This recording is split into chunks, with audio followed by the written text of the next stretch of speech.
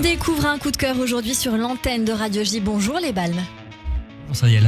Merci Salut, beaucoup salut. d'être mes invités aujourd'hui. C'est un plaisir de vous découvrir en même temps que nos invités principaux, Daniel Russo et Philippe Lelièvre, qui avaient hâte d'écouter il y a une petite minute. Alors, vous êtes normalement 4. Il me semble. Aujourd'hui, vous êtes 2. Il y a Kevin et Pierre. Alors, merci beaucoup d'être avec nous. Cette chanson que nous sommes en train d'écouter s'appelle Strange Flower. Elle fait partie de votre dernier album qui s'appelle Lavender, qui ne sort que le 22 septembre. Donc, j'ai envie de dire qu'on a une belle exclusivité sur Radio J. Comment vous définissez votre univers ? Sur l'univers, il est assez, on va dire, contrasté, coloré. On essaye de pas avoir...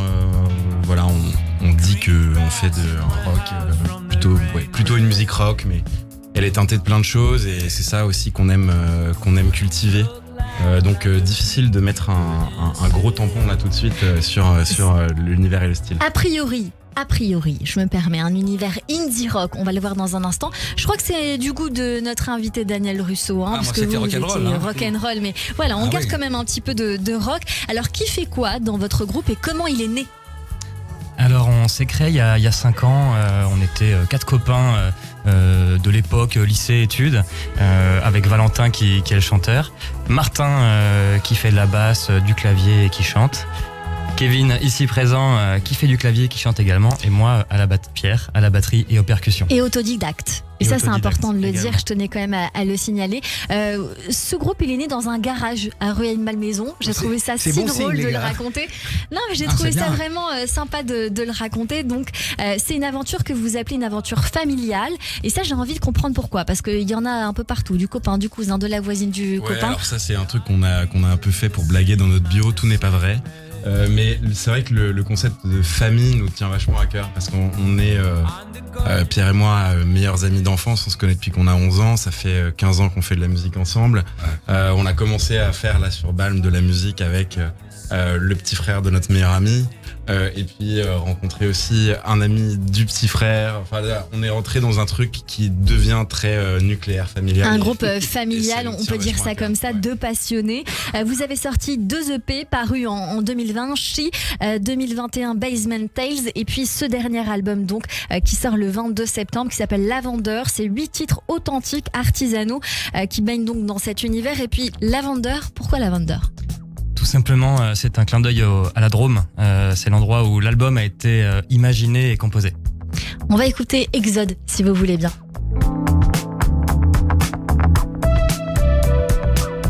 Oh my Lord, I'm addicted to you. As you shine, I will see my way through. I'm afraid, shivers crossing my spine. To his fault, is it yours? Is it mine?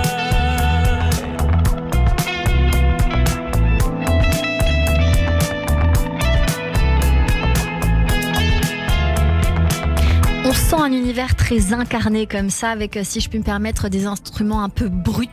Je sais pas si c'est comme ça que vous voulez définir votre musique, mais en tout cas, voilà, on sent ce fil rouge entre tous les titres, sauf un, qu'on va écouter tout de suite. Parabéns a você nesta data querida. Muitas felicidades, muitos anos de J'ai eu un vida. coup de cœur pour ce titre-là, qui est un petit peu l'ovni dans votre album. Même si Catch Me et Prayer the Sun, c'est le cas de le dire, on a envie d'attraper et de prier pour que le soleil revienne avec nous aujourd'hui. Elle reste dans cet univers très indie rock. Pourquoi cette chanson et comment elle est née ? Je sens qu'elle a une histoire un peu particulière. Elle a une histoire particulière. En fait, c'est un clin d'œil à notre chanteur qui est d'origine portugaise. Et donc ce titre s'appelle Parabéns et du coup est en portugais. Désolé pour l'accent s'il y a des Portugais qui nous écoutent. Ils vont nous détester.